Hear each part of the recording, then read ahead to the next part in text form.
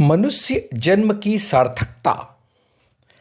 ईश्वर की संरचना में सर्वाधिक श्रेष्ठ स्थिति मनुष्य की है। मानव शरीर पाने के लिए देवता भी तरसते हैं। देखा जाए तो सबसे उच्च पायदान पर मानव है, जानवर उससे नीचे हैं। लेकिन जो जितनी ऊंचाई पर रहता है वह जब गिरता है तो किस निम्न स्तर पर गिरेगा कहा नहीं जा सकता। सबसे उच्च शिखर पर बैठा मनुष्य कभी कभी जानवर से भी नीचे चला जाता है। किसी मनुष्य पर रोष उतारने के लिए प्रायः जानवरों से तुलना कर दी जाती है, लेकिन जानवर भी अपने पेट पालन के लिए जो कुछ करता है सिर्फ वही करता है। जंगल का सबसे खूंखार जानवरों का राजा शेर होता है, लेकिन उसका भी अपना सिद्धांत है। एक तो वह अपने आहार के लिए शिकार खुद करता है और झूठे बासी मांस का भक्षण नहीं करता। इसके अलावा जब उसका पेट भर जाता है तो बचे हुए हिस्से को बांधकर संग्रह नहीं करता, उसे छोड़कर चल देता है। तब बचे हुए हिस्से का भक्षण दूसरे असहाय जानवर करते हैं। पर्यावरणविद शेर को जंगल का रक्षक बताते हैं। जानवरों में गाय तो माता के समान है।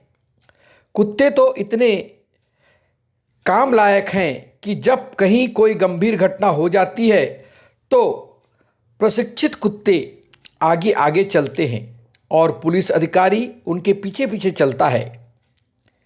यहाँ एक गाय की चोरी की घटना समीचीन है। एक गरीब किसान की गाय जो वह चरने के लिए छोड़ देता था, उसे एक दबंग व्यक्ति ने अपने घर में बांध लिया। 4-6 माह की खोजबीन में किसान को अपनी गाय का पता चला। वह दबंग व्यक्ति से गाय वापस मांगने गया तो उसने किसान को मार पीट दिया।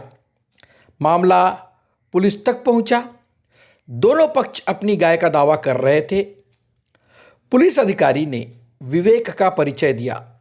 उसने कहा कि गाय को कुछ किलोमीटर दूर छोड़ दिया जाए, जिससे घर चली जाए। जिसके घर होगी गाय उसके घर चली जाएगी। पुलिस अधिकारी की बात का पूरे इलाके ने समर्थन किया। गाय छोड़ी गई। वह छूटते ही दौड़ते हुए किसान के घर चली गई। पूरे इलाके में एक से बढ़कर एक ज्ञानी लोग जिस बात का निर्णय नहीं कर पा रहे थे, वह निर्णय गाय ने स्वयं कर दिया।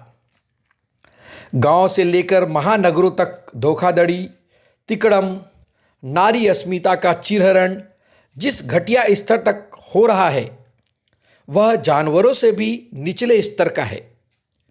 बड़े घनिष्ठ से दिखने वाले दोस्त ही नहीं, खुद घर के खून के रिश्ते से बंधे लोग क्या नहीं कर रहे हैं। सक्षम होते ही माता पिता को वृद्धाश्रम का रास्ता दिखाना, क्या यह अच्छा संस्कार है?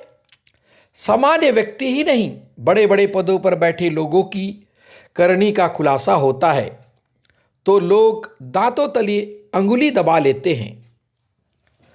सार्वजनिक जीवन में आदर्श, सत्य, संस्कार, धर्म का प्रवचन देने वालों तक की करनी आए दिन लोगों के सामने आती है।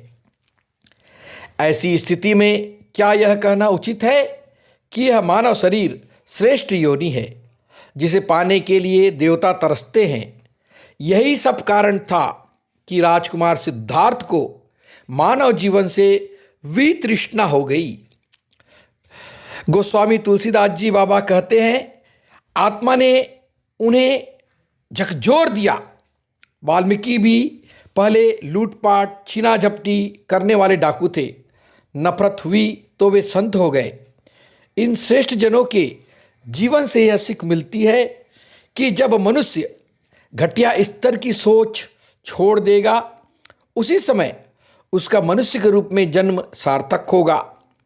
यदि वह ऐसा नहीं करता तो उसका अगला जन्म क्या होगा यह तो फिलहाल स्पष्ट नहीं है।